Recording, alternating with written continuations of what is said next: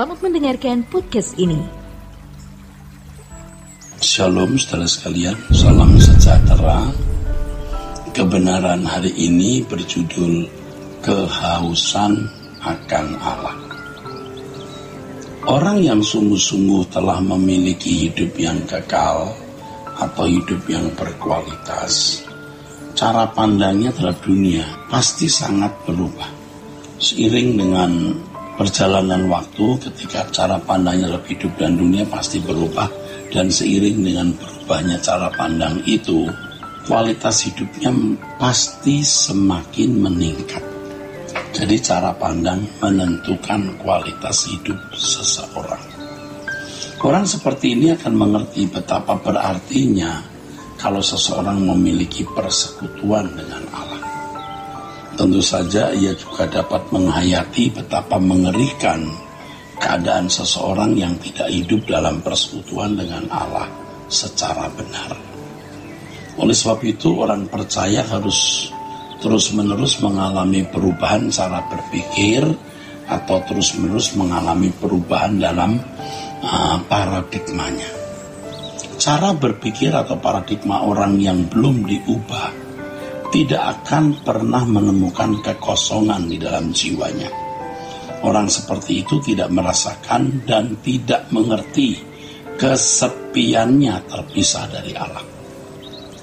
Ya, ia tidak mengerti betapa tidak berartinya hidup di luar persekutuan dengan Allah. Kenyataannya, dunia telah meracuni pikiran banyak orang, termasuk orang-orang Kristen dan rohaniwannya. Sehingga tanpa sadar mereka membangun cara berpikir, membangun paradigma dari sudut pandang atau perspektif dunia. Ya, karena racun dunia itu. Itulah sebabnya banyak di antara mereka berpikir betapa berartinya memiliki harta, betapa tidak berartinya kalau tidak memiliki harta. Mereka berpikir betapa tidak bermutunya kalau tidak menjadi orang yang terhormat. Mereka juga berpikir betapa kosongnya kalau tidak memiliki apa yang orang lain miliki. Hampir semua manusia sudah sesat dalam hal ini.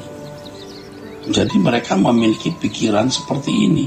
Nah, lebih menyedihkan kalau orang-orang Kristen termasuk para pelayan jemaat rohaniwan pendeta juga masih tersesat dalam pikiran ini.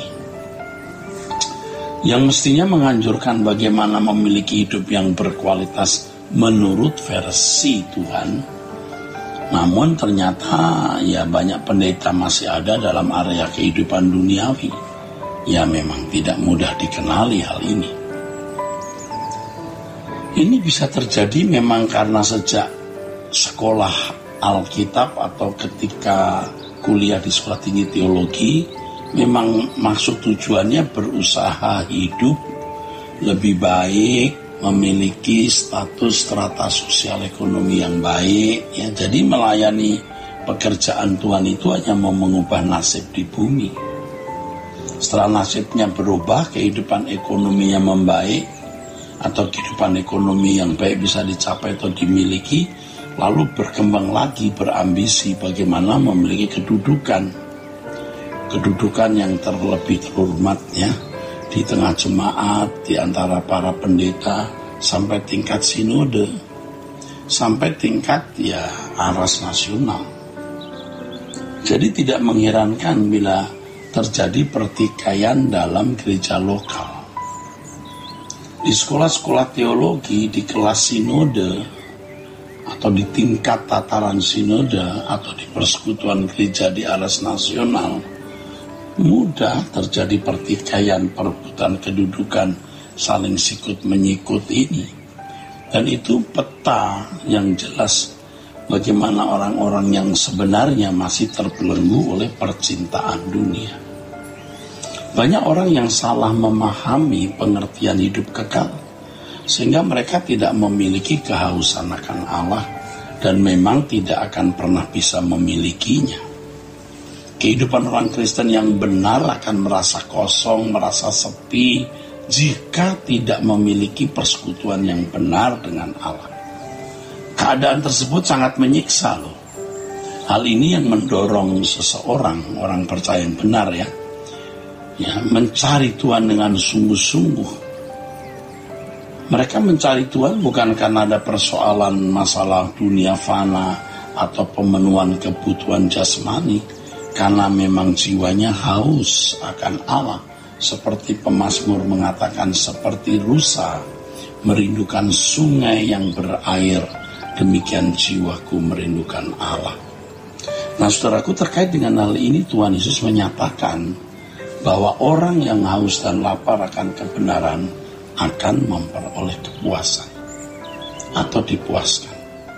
Ketika dahaga jiwa manusia ditujukan kepada perkara-perkara dunia, maka ia tidak pernah mengenal dan merasakan kehausan akan Allah. Jadi kalau sudah memiliki persekutuan yang benar dengan Allah, walaupun rumah kecil, satu petak, satu kamar, itu pun sewa bulan ke bulan, hidup akan terasa lengkap dan hidup terasa berarti serta berisi.